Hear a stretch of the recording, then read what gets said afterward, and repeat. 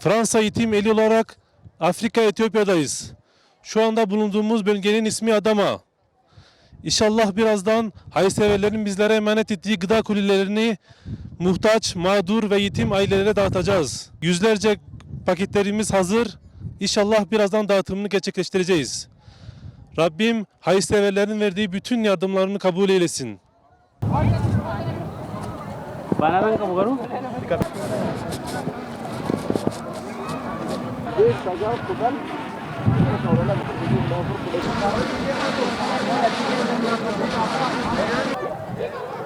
Elias! Go, go! Zalin.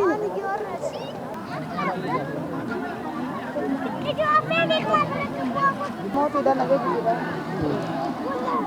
Nak jalan tengah tak.